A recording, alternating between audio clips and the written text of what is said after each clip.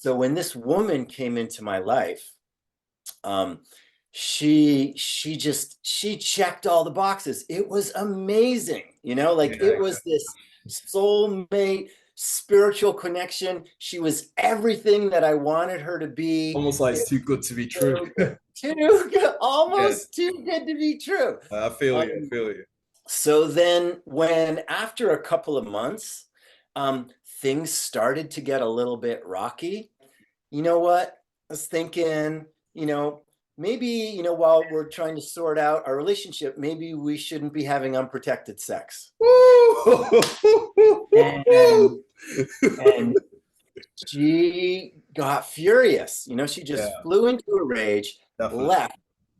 Yeah. Later, I find out she went down, picked up this guy who was actually a homeless guy that she had a connection with, Oh my drove God. drove to a hotel. The two of them were in a hotel, like just like that. Like I just say, maybe we shouldn't be having unprotected sex. All of a sudden, she's scooping up another guy, and off she goes.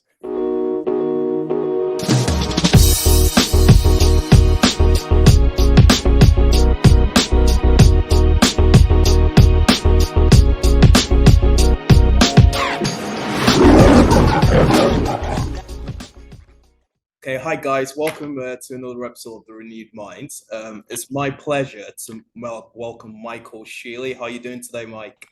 I'm doing really well, thanks, Madupe. Okay, that's brilliant. That's brilliant. So, me and Mike, we've been discussing for a while, and regarding shooting this episode because one of the reasons why obviously renewed minds exist is to also discuss and share experiences with people that have been through similar experiences of narcissistic abuse. I believe it's one of the most powerful ways to also tell these stories to people that might be going through something similar, or might not even realize they're going through narcissistic abuse. So me and Michael, we touched base on a few things.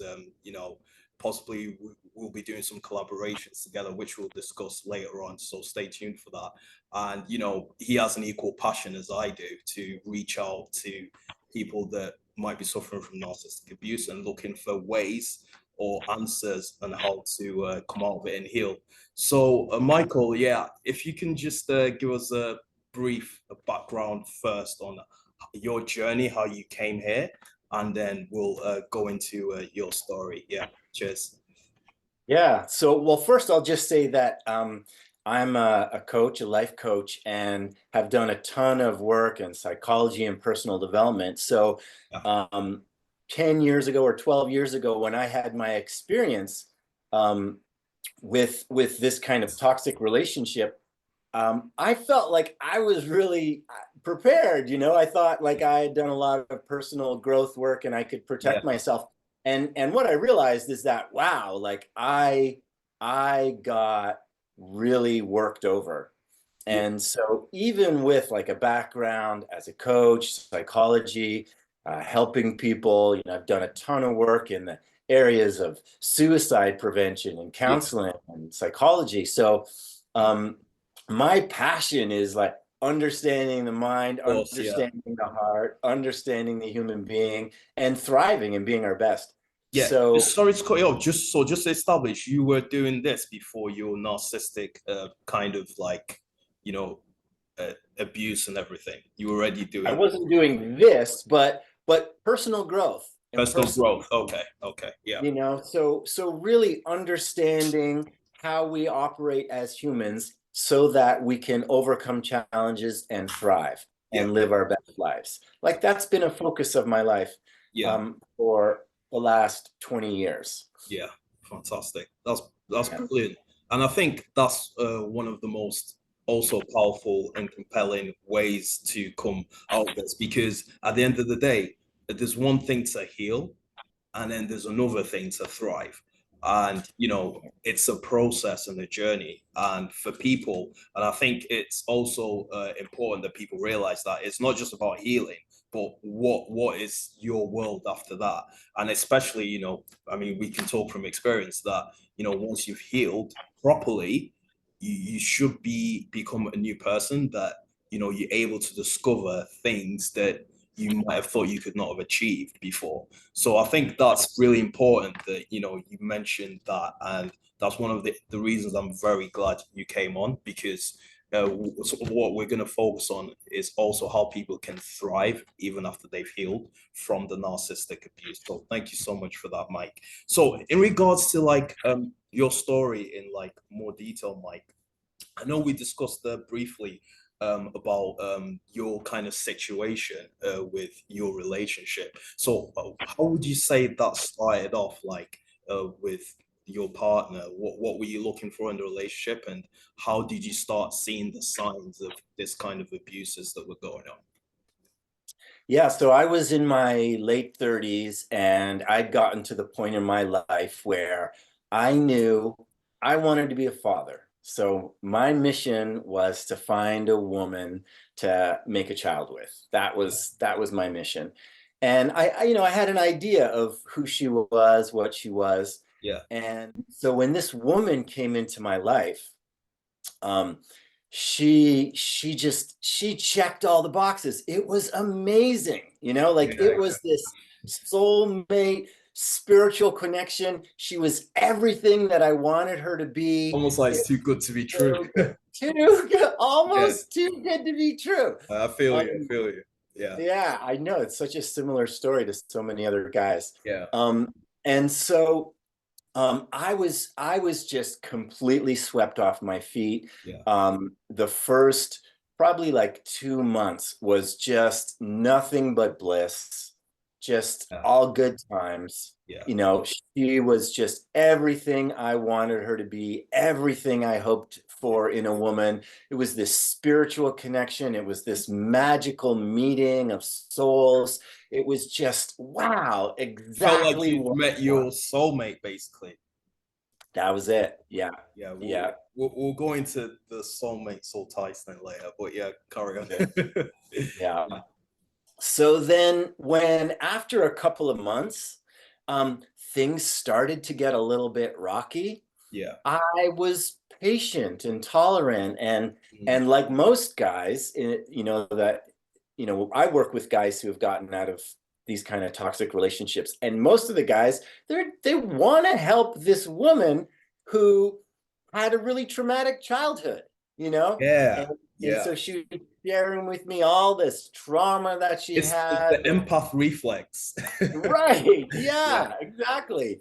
So it's like my heart goes out. I want to yeah, help her. I can't be too harsh on her because, yeah. she's got all this PTSD and sexual abuse, and, her parents were really mean to her, and Familiar. I just, it goes on and on, all of the background for her, Mike, I which, think it's just sorry, it's cut you off. I think it's just amazing just how similar these stories are. I mean, some of the guys we've obviously spoken to on the yeah, platforms we met on, I think it's just so crazy, like how similar it is, and it just is. how profound that this is actually a thing that people need to be aware of. Yeah, It really is. And I gotta say, because this was, 12 years ago for me, yeah, there were no YouTube channels exactly, around. Uh, exactly. There were no social media groups talking about this stuff. So Yeah, I was completely in the dark. yeah, So it wasn't until years later mm, when this started to become popular in the media, yeah, um, where I started to hear all these stories from all these other men. I was mm, like, damn, I thought I had this unique experience. Like I yeah, thought that was yeah. like my unique, weird experience. Exactly. And all of a sudden there's like all of these other guys out there, like that's what happened to me. Yeah, And so yeah, yeah. that made me kind of scratch my head and be like, whoa, something is going on here. But the thing is, Mike, why do you think it just gained so much like popularity in the media space? Why do you think that was? Do you think maybe it was like Hollywood celebrity culture, or like what do you think triggered that?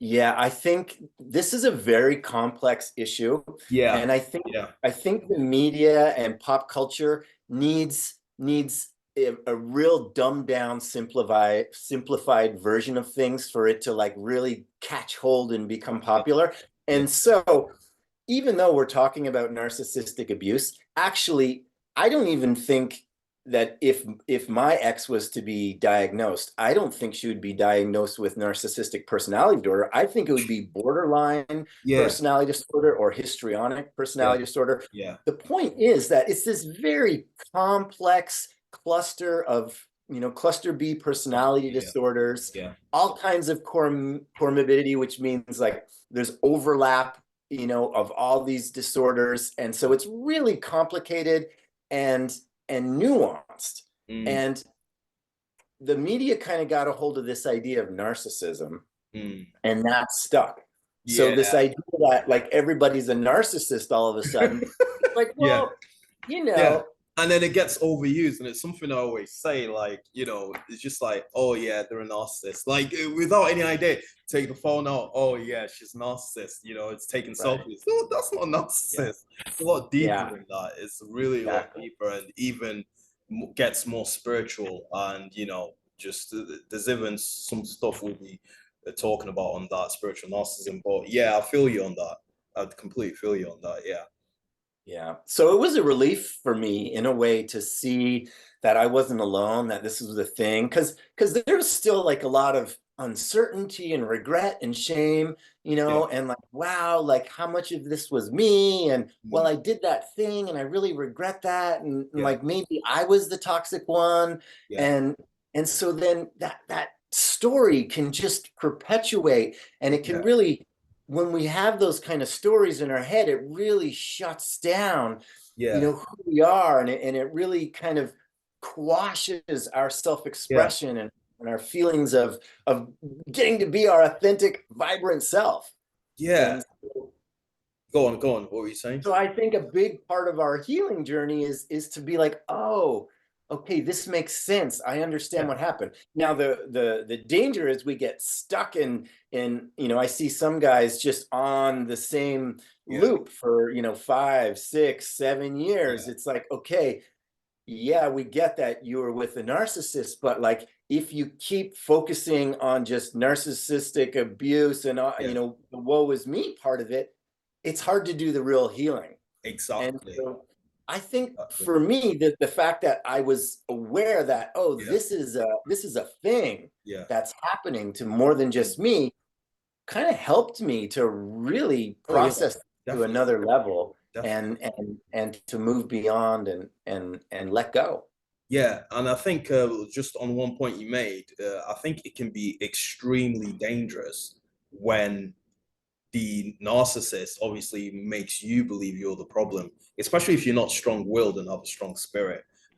Sure, you can talk from experience that, and we can talk from experience, and it can be actually like that's where the forms of gaslighting can come in, and the victim can be confused, especially like when the narcissist calls you a narcissist. Some episodes will be coming up on that too, and I think it can be also draining for the empath as well, and just leave them in an extreme state of confusion.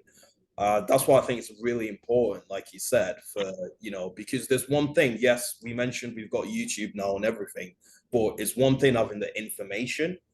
If you're not actually putting the actionable steps to actually heal and then thrive from it, you're just going to be in the same loop.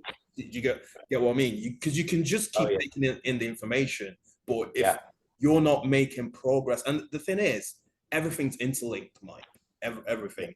If you're not making the progress, like in your relationship, spiritually, it's gonna affect other areas of your life as well, whether it's in your work, in your business. So this is so important, and it shouldn't be like undervalued and understated. I'm sure you'd agree, Mike. Yeah.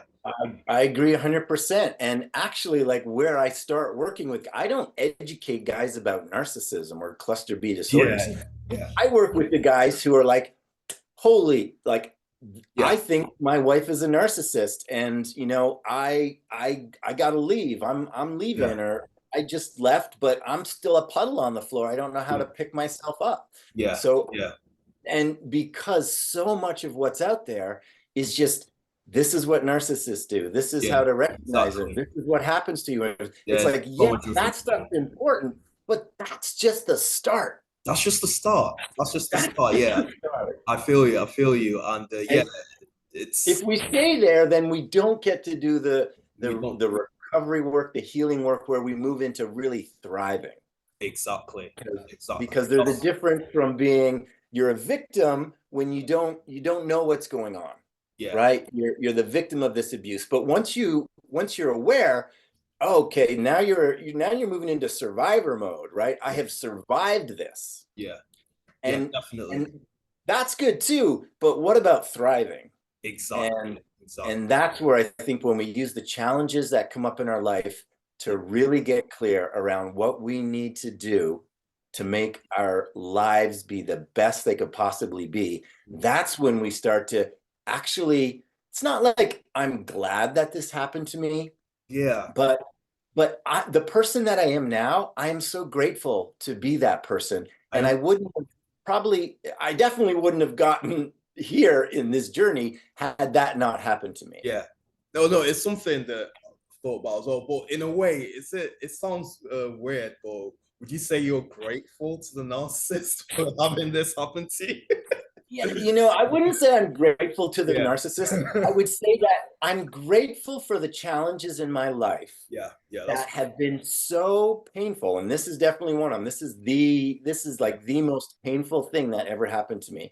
yeah, And so I'm grateful for the pain yeah. because it was the pain that motivated me to look deeper Mm, inside me to see what made me vulnerable, yeah, and therefore gave me the ability to understand myself better so that I could become more resilient yeah, yeah, and to be more of the person that I want to be. yeah.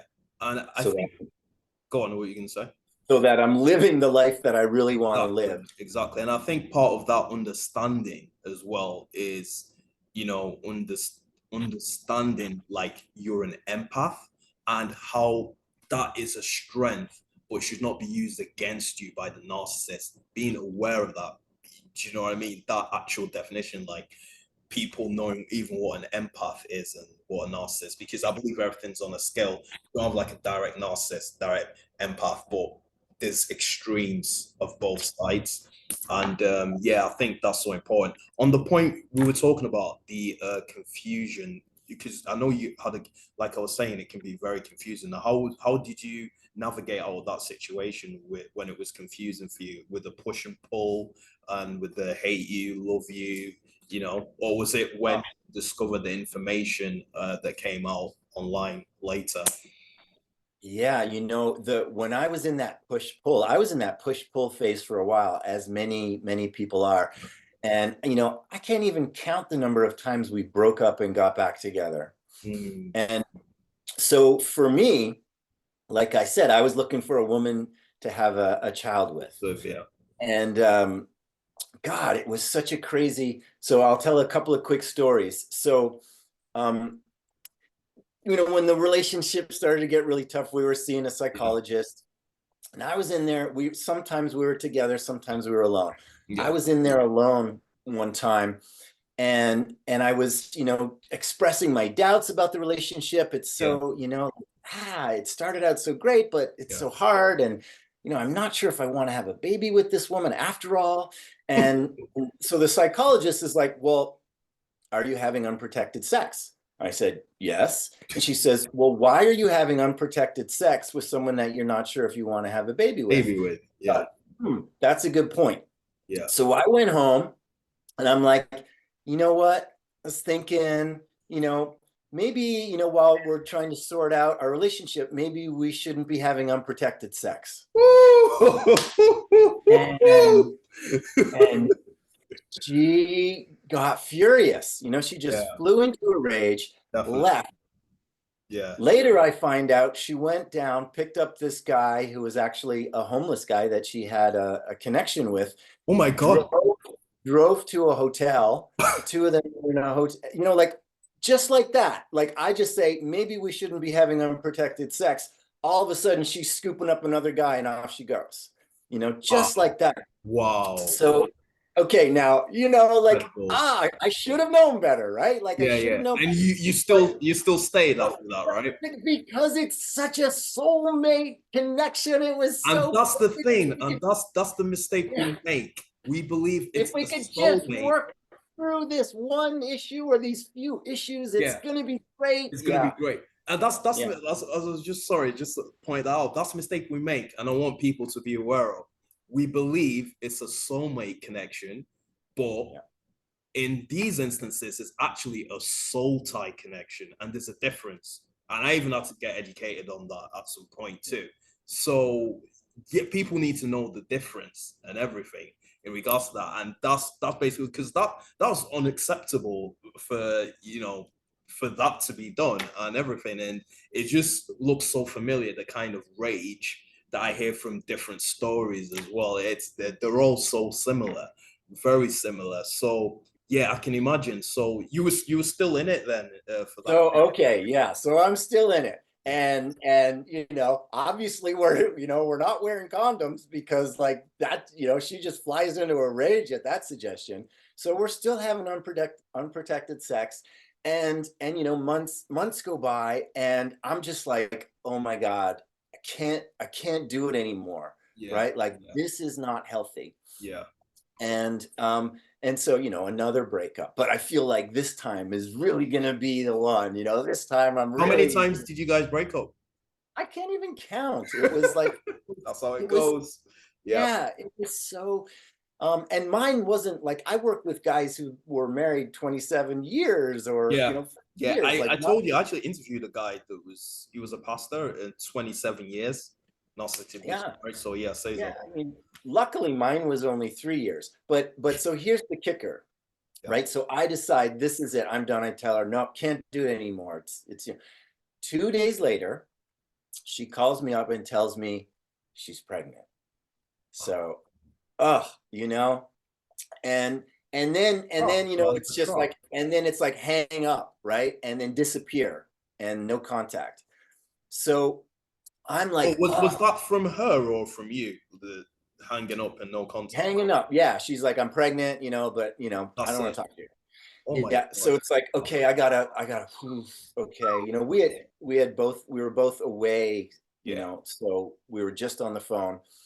We were going to be coming back to the town where we lived Yeah. in like, I don't know, 5 days or something. Mm. And so, oh my God, okay, so wow, what do I do? What do I do?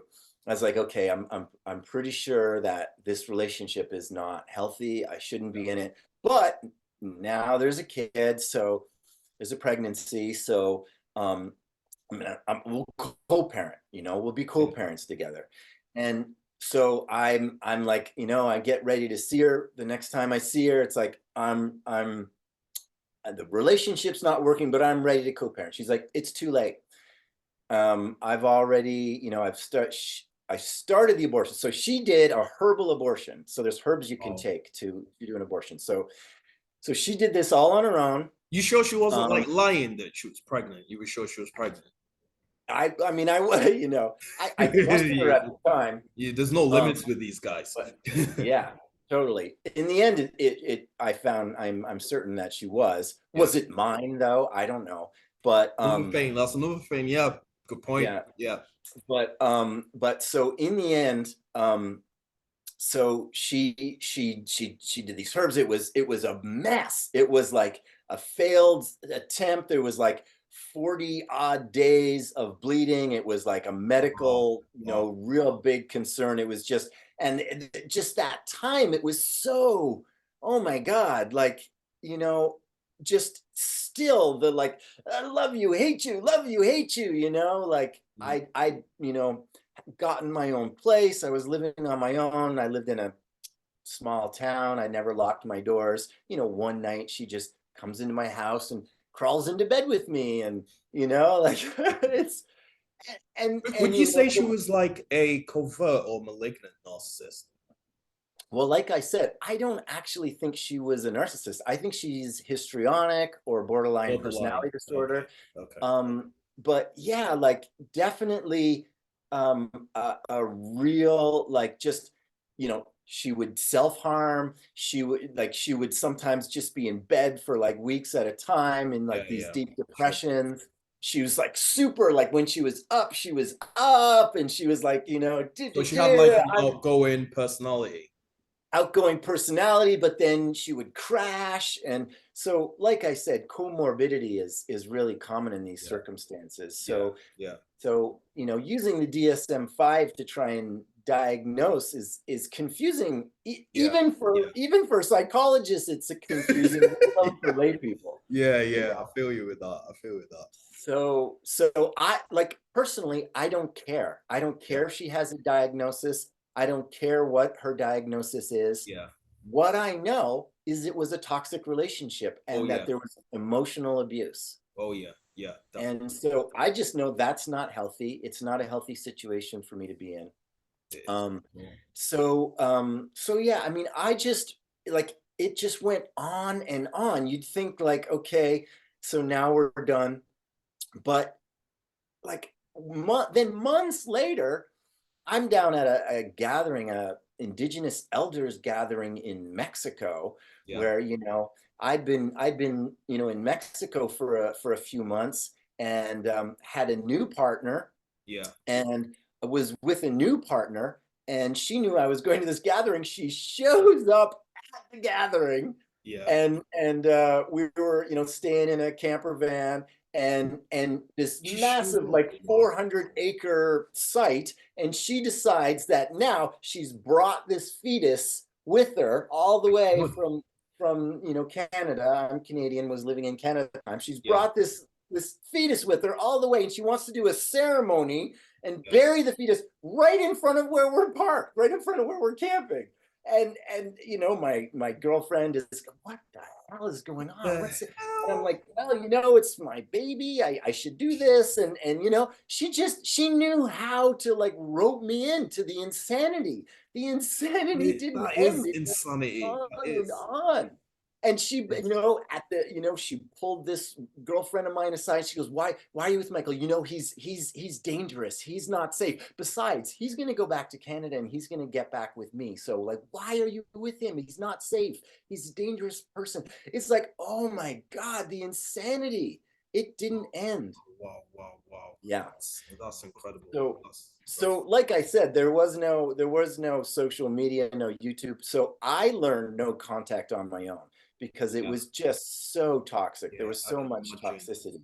I I can just I imagine. just be like, whoa, Me Too came along, and all of a sudden I was accused of Yeah. raping her, and I was just like, this is enough. Like, I cannot deal with this person anymore. Do you know what? Do you know what, Mike? I've actually thought about this and don't know what backlash might be from this, but with all these Me Too campaigns and everything, I mean, don't you think it's possible there can be a Me Three campaign for men? I mean, look at the Johnny Depp. Seriously, I've thought about it. I know it sounds funny, but I mean, like, because men do suffer and do get abused. I'm just using the Johnny Depp trial as an example. I mean, like, it was just obvious for a kid watching that was terrible acting, and an episode of schooling how the narcissist lies or tries to convince a jury. I mean, it was cringeworthy, to be honest. But seriously, because I think there needs to be an awareness about this, especially for men suffering, and reaching out to men as well, possibly on these issues, is so very important. It's massive. It's massive. So with the cluster B personality disorder and narcissistic personality disorder, which we've mentioned, can you just, from your understanding and your experience, can you educate for our audience as well what the difference is between cluster B and NPD, so to speak? Well, I'll say it's tricky, and I want to say this about mental illnesses, diagnosed mental illnesses. Yeah. There's a really great book called The Myth of Mental Illness, Oh wow. and what it shows is that the diagnosis that a doctor gives has more to do with the school that they graduated from Mm. than from the symptoms that the person is showing. Wow. Wow. That's So, yeah. So what that tells us is that, we're just drawing arbitrary lines, in places where we think it kind of makes sense, Yeah. but Yeah. people don't actually fit neatly into these little boxes that we made. But here's what I think is important, right? Yeah. If there's a person who is incapable of taking responsibility Yeah. for their mistakes and their poor behavior, that's a huge red flag. If they always blame the other person for what's happening, Sure. that's a huge red flag. If a person is incapable of offering empathy, especially when it's about, the dynamic between the two people, it's like, okay, I understand your experience. I hear you. Now, would you be willing to hear my experience? And if they're incapable of returning that empathy, then that's a huge red flag, Oh, right? wow. Yeah. So Sounds there's familiar. all kinds of, like if you're really outgoing, or if you're really quiet, or if your emotions are up and down, or if you're grandiose, or if you're covert or vulnerable. Like Yeah. there's so many nuances to these things. But I think what's really important for people to get is that the blame, the lack of responsibility, the lack of empathy, Yeah. and just not really having a solid grasp on reality, right? Only being able to see reality through a very limited filter from their It's perspective. myopic. Yeah. Yeah. Yeah. I feel you. So I'd say all of these toxic personality disorders are going to have some version of those main components. Yeah. And so if we're noticing those in a relationship, that's got to be the sign that's like, this is not a container where a healthy relationship is possible. And me trying to work my ass off to make this relationship Yeah. work is just like banging my head against the And wall. it is so draining. So draining when you put everything into it. And as an empath, it can be extremely painful for Yeah. the empath when the narcissist just doesn't care. They Yeah. just, and then, the sadistic, and they know what they're doing. It's like almost as if they get a pleasure out of it because they know they have that power over you. So, Yeah. as I like to put, sadistic emotional predators, So yeah, Yeah, and for I'm us, glad you mentioned empath, because this is like, empathy has been the focus of my work for the last 20 years. yeah, And I think, when we identify as an empath, it means like we are the emotional empathy component. yeah, It's like when somebody in a bad mood walks into a room, we can really feel that, right? yeah, We really can yes, yes, take yes, on the emotions of other people. We pick it up, we feel it. yeah, So typically when we talk about an empath, like that's what we're referring to, is just that like attuned emotional component. yeah, But empathy in human beings has two main components. And so the other component is, that first part is just being with, right? The mirror neurons resonating with. The other component is based in theory of mind, yeah, which is, I know that you are you and you are having your experience, and I am me and I am having my experience, precisely, and yeah, they are not the same. exactly. They're not the same. I agree. And they're not the same. So that's the cognitive empathy component.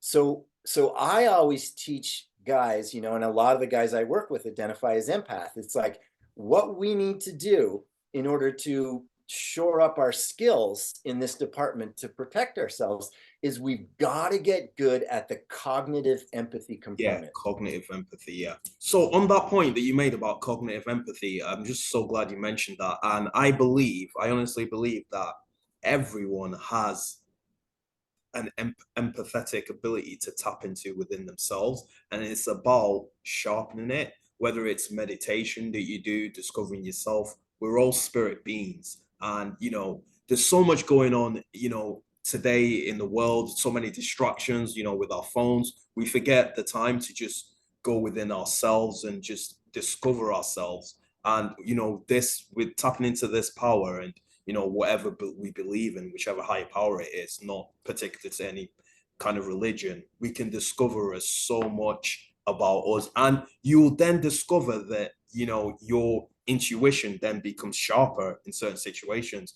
And when I say that, I can mean that on just a very basic level. Is it, should I apply for this job? Should I do this? You just get, once you're in tune, so you just get guidance, and then you just realize, people say, oh, it's just good luck. You're lucky, it's just good fortune. Sometimes it's just your aura, your positive energy, and tapping into that, it like attracts like, and you're gonna, once you're more positive, once you've cleaned out your spirit and everything, you're gonna attract more positive things into your life. I mean, what do you think? Would you agree with that, Michael? Yeah, I would, in the sense that the more attuned we can be. So for example, emotional empathy. If we're feeling something, we're picking up things, but we don't know what's what, then it can be overwhelming. It can be Yeah, confusing. yeah, It can be disorienting. A really simple thing that we can do to hone the emotional empathy component and increase our emotional intelligence is to start to just name things, okay, name emotions, yeah, and it's not just happy, sad, angry, scared. There is a lot of nuance. And the more right, right, nuance we can start to bring into how we label things, yeah, that increases the granularity that we're able to notice the subtle differences in things. So it's not just scared, is there's worried, there's anxious, there's trepidatious, there's cautious, there's terrified, yeah, there's yeah. horrified. Like there's all kinds of nuance. That's really So interesting. language actually helps us to cultivate that skill. Yeah, That's emotional. That's the emotional empathy part, yeah, yeah, yeah, right? So the cognitive empathy part and how that can really help us is that anytime we're feeling an uncomfortable emotion, yeah, fear, anger, sadness, whatever it is, if there's an uncomfortable emotion, the reason why we feel an uncomfortable emotion is because something precious to our being is going unmet or is threatened. wow, Something precious is being threatened. that's really profound. So That's we're really profound. sad because we've lost something precious. We're Yeah, scared because something precious to us is threatened, yeah, right? We're yeah. lonely because something precious to us is missing. Yeah, yeah. Yo, I completely feel that. And I think an important point to make on all this, I mean, we're no pastors or gurus or anything. It's just all about, and that's the thing, and that's the misconception that I feel is very prevalent, especially with people that are very religious. You don't need to be some grand maester to, to figure out these things and to tap into this intuition. And I'm glad you mentioned that, because I'll use an example of a recent experience that I had recently, because, since, getting all this knowledge, I've also tapped into my empathetic side. And I had a friend that, had a recent argument and hadn't spoken. And I just all of a sudden felt that they had this pain, but I just assumed it was because of the argument, because we hadn't spoken. And I never ever said a prayer for them. But something led me to just say a prayer for them, only to find out later that day when they contacted me that they'd lost someone very close to them. So like I'm not a psychic. I'm not, do you know what I mean? Like, and I've never done that. So it's being sensitive. I'm just using that as an illustration, as people being sensitive. So what would you, like you said, name the emotions? How would you name that emotion then, during that kind of component and phase? Well, okay, so when we're feeling something, so you know, you were feeling, oh, I feel a sense of separation from my friend.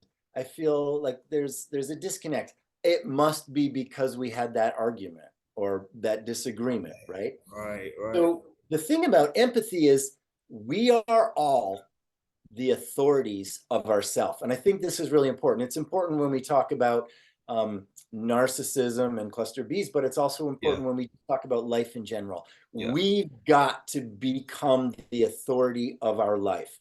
Yeah. Nobody knows our interiority Mm. other than ourselves. Nobody Yeah. knows it better than ourselves. Yeah. Yeah. Yeah. So the key there is curiosity, right? Like, oh, I'm feeling something. What's the feeling? Right? Oh, I'm feeling anxious. And I'm feeling anxious because what precious thing feels threatened, Right. right? Right. What is it? Oh, it's like my sense of connection with my friend, my sense of integrity, and trusting that I'm being the best I can be to honor a friendship. Like, what is it for me? Right? We can do that work for ourselves. But if we're projecting that we know somebody else's interiority better than they Yeah. do, Yeah. that's a real trap. That's a danger Right. Right. because each individual gets to claim that authority for themselves. Yeah. And so we explore through curiosity. Yeah. Yeah. So, Through in that case, to be curiosity. like, hey, I'm feeling something. I'm curious how you doing. Yeah. I'm wondering if maybe that disagreement we had Yeah. is Yeah. of Yeah. significance. Yeah. No, spot Oh, thanks on. for reaching out. Yeah, my heart's broken, but it's got nothing to do with you. I forgot we had that disagreement. Actually, something else happened in my life. And Wow, wow. And I think, no, that's spot on. And I think that can even, if we go really deeper into it, that can even translate into dreams as well. So it's about, being really sensitive to these things. Look, and people, for the audience, you don't have to be some really religious person. In fact, it's even people that are less religious. It's just about having that connection to source, and, tapping into yourself. So thank you so much for that. I'm even learning some new things from you, Mike. Thanks for imparting that knowledge for all of us and the audience.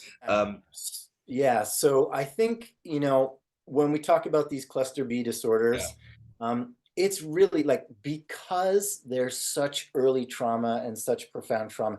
So, what is that trauma? First of all, we need each other, yeah, right? We need each other and we need to feel yeah, safe in the yeah, company of others.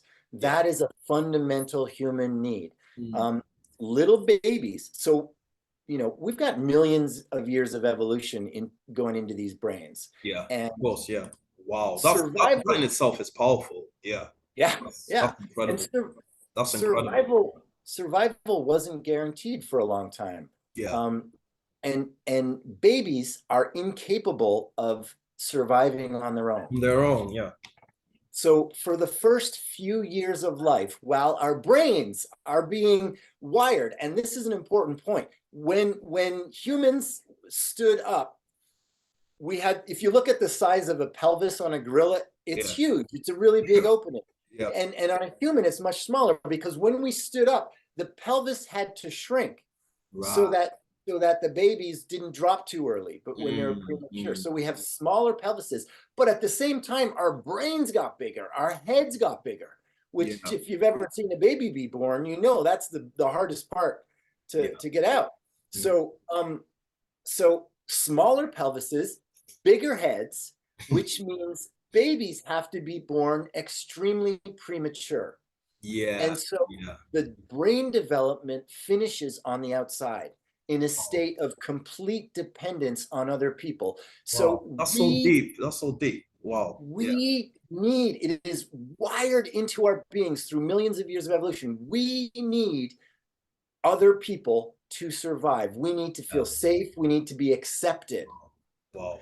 So when a young child is not unconditionally accepted, Mm, the wiring of the brain that happens post birth gets messed up. right. This is making sense now. Yeah. Yeah. This makes a lot of sense. So now there's also this thing called neuroplasticity, which means we can change our brains at any time throughout our life, which is amazing. That's what helps me to heal, what's help you to heal, Yeah. helps us all to heal. But when there's such a fundamental fault in the wiring of the brain that occurred at such an early Early age, age. Yeah.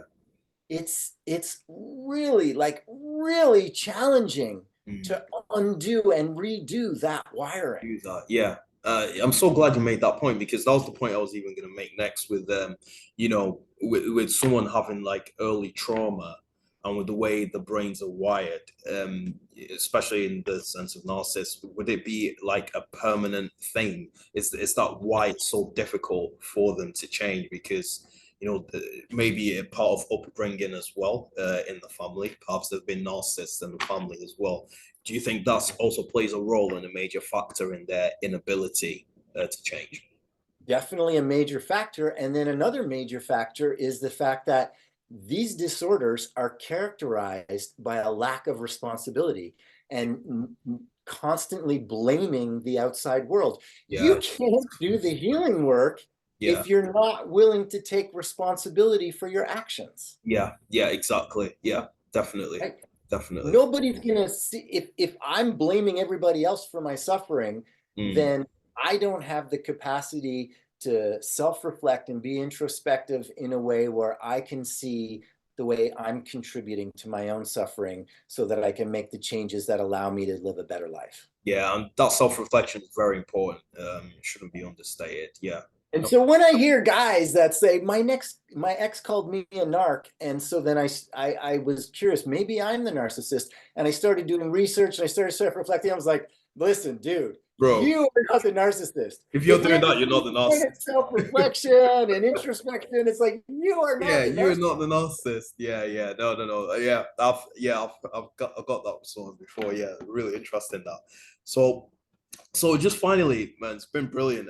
So in terms of like focusing on areas for people to recover, what would be your advice, Michael, in that line? If people want to recover, what do you think would be the first step for them to take? I mean, we've got YouTube now, we've got so much information out there, people can do so much research on that. What do you think would be the next step to go from this healing journey to a thriving journey? Yeah, so I think first of all, people need to get out of that situation because it's really hard to do this kind of healing work when you're Yeah, in that situation. yeah, of So course. a lot of and no contact is the best way, but I work with a lot of guys who have kids. Kids, yeah. So learning about how to keep that toxicity from getting inside you. There's a Mm, lot of techniques that people can learn to do that. okay. So once you've been able to separate to a certain degree from that toxic person, now the personal work can begin. And we've got to acknowledge first and foremost that this person was able to manipulate us because there's a part of us that isn't complete. Wow. That like I was not loving myself enough. I No. did not have the confidence that I was perfectly deserving of unconditional love and acceptance, Yeah. just as I was. Yeah. Right? I love myself. When somebody asked me, "Do you love yourself?" So I would say, "Yeah, I love myself." Somebody, "Do you respect yourself?" Yeah, I respect myself most of the time. You know, but if we're in this situation, then we can go deeper. Mm. And so we need to ask that question, how can I be more loving, more self-loving of myself? How can I develop more self-worth, more self-respect, more self-esteem? How can I really ground myself in the dignity and the knowing that I am worthy of love just as I am? Yeah. There's no need to change. I am worthy of love. Everybody makes mistakes. Mm. That's part of being human. But I am worthy and deserving of unconditional love and acceptance just as I am right now. That's fantastic and totally on point, and it's very important having that realization. And even when I'm sure you heard about the Will Smith slap and everything, and still, the sound of that still reverberating for me. But yeah, and I like something someone said about Will Smith. With the whole thing that Jada was possibly a narcissist, and I like what someone said about the situation. They said Will Smith needs to remember who he is again. He needs to remember that's where the work needs to start from. With I don't know if you know the full story of what most of the stuff he went through with her and the whole two-part thing and everything. He needs to remember like who he is. He needs to remember he's Will Smith. And that's where the work starts from. And I'm so glad you made that point. And just on that point as well, I mean, I believe you've been running a program, Michael, for some time that, I'm going to be doing a collaboration with you on that. Can you just tell us a bit about the program for people that possibly want to come out of narcissistic abuse and heal and thrive from this journey? Yeah. Well, that's where we start, right? We look at, and it's not always obvious, but where are the places in your life where you are not unconditionally loving yourself? How do we uncover those places, and how do we correct that so that we are not seeking approval from other people? Yeah. When we need to be grounded in our own acceptance of ourselves as we are. And again, nobody's perfect. So we've got to just accept ourselves as we are. So finding the ways where we're falling short on that and having tools to correct it. That's the first and most important thing. And by the way, that's not just a one and done. That's the journey that we can go on for the rest of our lives. Oh, wow. I like that. I like that. That's a good way to put it. So it's not about doing it and being done with it. It's about cultivating the tools and the awareness that help us make this a practice in our lives every day. Yeah. Another major component in the program is about boundaries. And one of the biggest mistakes I see guys making is like, I made this boundary and she crossed my boundary and I told her not to and she did it anyway. It's like, no, no, no, no, no, no, no, no. No, no, no, no. Yeah. If you think that other people are in charge of your boundaries, you are going to continue to suffer. Yeah. Yeah. Because what you can count on for a narcissist, for somebody with this kind of disorder or toxicity, they will continue to behave poorly in this way.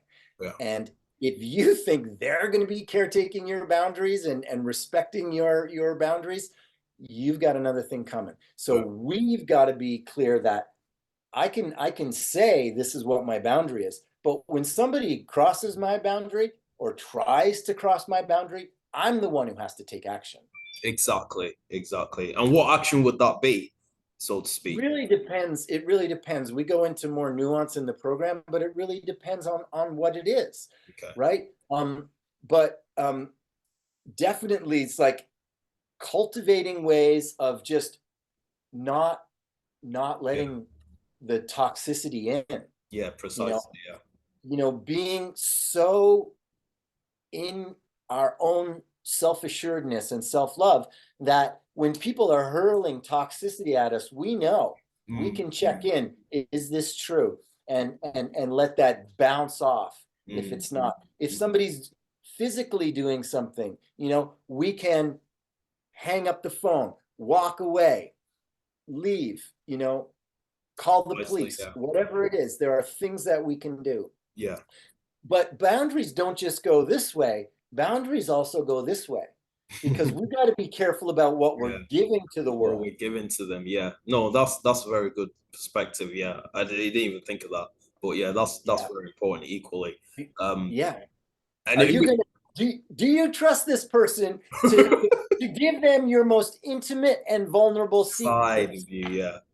Do you is there enough trust and integrity in this relationship where you're going to let your tenderest, most vulnerable truths out and into the hands of a person who is going to care for them, or who's going to use them to manipulate you? Trash your sense of well-being. And that's why it's really important to hone these empathetic abilities, which I'm sure can come out of this first stage of self-love as well. And empathy, very important. So in regards to the program, the other side of the program in regards to thriving, what kind of concepts would be on there for people?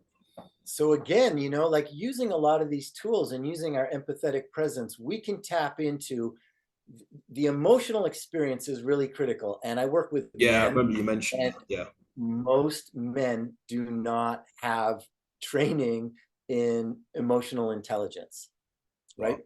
We don't have training in how to do relationships well. Yeah. Yeah. So, I was talking to a guy the other day. He's an ex-Navy. Mm. I don't know if it was Navy SEAL, but some kind of special ops in the Navy. Yeah. And as part of his training, they had to go through this, simulated torture, right? Where it's this, isolation and the real, like, the intense music and the not letting them sleep, and like all these things that you hear about, in the Guantanamo Bay, like all these horrible things that they do to break a man down, right? He had to endure this in his training in the Navy. So this guy is just, he's strong, he's tough, and he can endure the torture of this toxic relationship. I'm just like, dude, that is not how to live a good life. You're proud that you can endure this, but there is no reason any human being should be enduring this kind of torture. Wow. And he's confused because he can handle so much, but she knows how to push his buttons in a way that they didn't give him training in the Training military. on that. Yeah. Wow. Wow. It's incredible. So, That really is. so that's what I want to do for guys, is help them learn the emotional intelligence, the skills of self-empathy, that we can start to turn towards really understanding our experience, getting more skillful in relating, more skillful in self-understanding, more skillful in knowing, how do I harvest? This was a horrible experience. How do I harvest the wisdom from this horrible experience so that I can use it to set a compass in my life that's going to put me on a path of living my best possible life, getting clear, using our emotions to tap into the things that are most precious to us so that we can set a compass, and then getting clear about the actions we can commit to. And this is a really important one, because a lot of people commit to outcomes, and we cannot, we can commit to an outcome, but you can't guarantee an outcome. And a classic example I like to give is, you get married and you say, I'm going to be with you to death do us part. That's committing to an outcome, right? But what happens if this person turns out to be a narcissist and is totally toxic and you can't handle it? Did you stay because you said, I'm going to be with you till death do us part? No, that's crazy. Right? So that's committing to an outcome. I'm going to be, no, what we want to commit to is the actions. Like, I'm going to commit to loving you. I'm going to commit to loving myself. I'm going to commit to honesty. I'm going to commit to personal growth. I'm going to commit to staying present in the challenges, because every relationship has challenges. Of course, of course, definitely. I'm going to commit to staying within the challenges so that we can persevere together and thrive and grow together. Right now, if you commit to those kinds of things, and then this other person is just, it's your fault, you're wrong, it's you said this, you did this, it's all you, eventually we realize, okay, this isn't teamwork anymore. It's not teamwork. So we know, okay, so how does this apply to thriving? Well, we set a course for our best life. We get clear on the compass and the kind of life we want to live, and we commit to the things that we have control over. And I'm so happy you made that point, because it's even a mistake I've made in the past as an empath, and to think that, you need to keep giving unconditional love. Unconditional love comes from the above, like, the spiritual realm and God, or however you want to put it. And to make that point that you just made on, you're committing to actions, it's a conditional love. It's not unconditional. If you're giving unconditional love, then you're committing to keep getting abused from the narcissist if you later discover that that partner is a narcissist. So that's the contract. It's conditions that the other person, when you're taking your vows, is also going to commit to loving you, to caring for you. And if you're not getting that, then that's already a breach, so to speak, of the contract. And it's just like I had that interview with that guy that was in toxic relationship for 27 years. He was a pastor, and he also had to explain why he had to even go against his beliefs as a pastor and get a divorce. So it's really powerful and really important that people understand this point.